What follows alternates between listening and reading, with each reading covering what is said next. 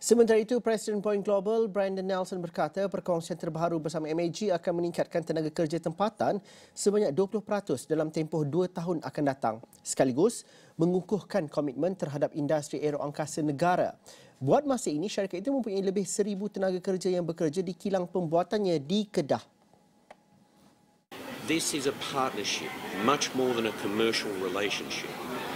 We have more than 1,000 Malaysians employed in Malaysia now, and we will grow that by another 20% over the next 2 years. At Kedah, in our Boeing composite manufacturing plant, Malaysians are making a little bit of Malaysia that is going to every Boeing aeroplane in the world.